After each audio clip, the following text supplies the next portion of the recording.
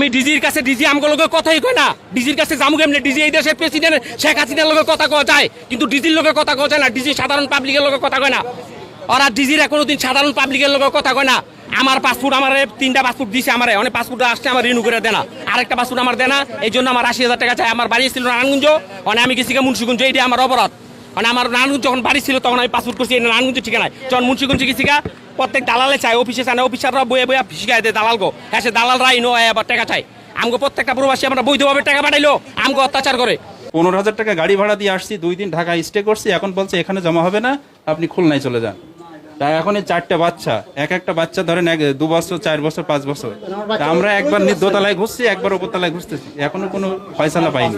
অনেক বছর থেকে এখানে একটা ওই যে দালালদের একটা প্রভাব আমরা দেখতে পাচ্ছি। আরেকটা দ্বিতীয় জিনিস হচ্ছে যে এখানে হচ্ছে অনেকে বলেছে যে আমাদের অনেকে খবর দিয়েছে যে আমাদের কাছে ঘুষ চাওয়া হচ্ছে। এমন একজন ভুক্তভোগী এখানে আছে যে ওনার কাছে নাকি একটা কাজের জন্য 1 লাখ টাকা পর্যন্ত ঘুষ চাওয়া হচ্ছে। এখানে এসে আমরা অনেক ভুক্তভোগীদের দেখতে পাচ্ছি। বাংলা সরকারি চাকরি করার পর ওরা হলাম চিটার, এই দেশে আপনি চিনে রাখবেন, ওরা হলাম প্রবাসী, সবাই শত্রু। ওরা 1,80,000 টাকা চাইছে, 3 দিনে দিয়ে দিব 80,000 টাকা। অনেক দালালরা কইলে কবে আমরা কিছুই বুঝি না। পাসপোর্ট মালয়েশিয়া, জি। ওনারা বলতেছে যে এখানে জমা হবে না, খুলনায় যান। তা আমার বক্তব্য আছে খুলনায় যেতে যাবো, তাহলে তখন কেন বললো না? আমি যখন ওদেরকে ফোন দিলাম তখন কেউ বলেনি যে খুলনায় জমা নেন, তখন সবাই বলছে যে এখানে আসেন, এখানে জমা হবে। টোটাল এখানে 5টা পাসপোর্ট আছে, 5টাই মালয়েশিয়া। জি জি জি জি। এরকম হারানি করে আমি বাংলাদেশি, মানে ভাবি আমি একটা প্রবাসী, আমি কোটি কোটি টাকা পাঠাইছি বাংলাদেশে, বুঝতে পারছেন? কোটি কোটি টাকা পাঠাইছি, কয়েক কোটি টাকা পাঠাইছি আমি বাংলাদেশে।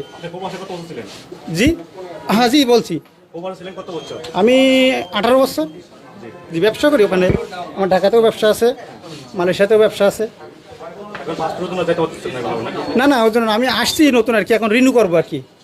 ওনাদের আমি 6-7 মাস রাখবো আর কি এখানে, বাংলাদেশে কিছু আর কি শিখাবো, তো এই জন্য রাখবো। এখন এখানে রিনিউ করতে আইছি। জি না টাকা পয়সা কথা বলি না আর কি, ওনারা কোনো কিছু ইয়েই করছে না। না না দাবি করি না আর কি, হ্যাঁ হয়রানি শিকার হচ্ছি। এখন বাচ্চা কাচ্চা নিয়ে যে আমার অবস্থা, আমি হাঁটতে পারছি না জানেন, কষ্টে।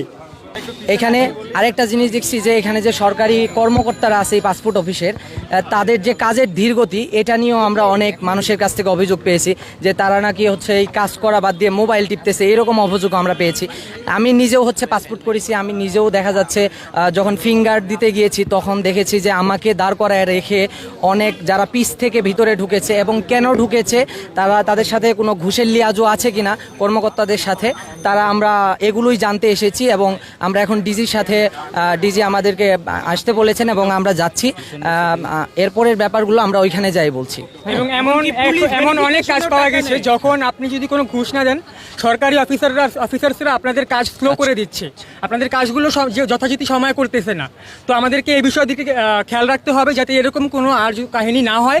এবং আমাদের একটি একদম দালাল মুক্ত একটি পাসপোর্ট অফিস চাই, যেন বাংলার সাধারণ মানুষরা সুস্থ এবং সুন্দরভাবে তাদের পাসপোর্টগুলো হাতে পায় এবং নির্ধারিত কার্য দিবসের মধ্যে তাদের পাসপোর্টগুলো হাতে পেয়ে থাকে।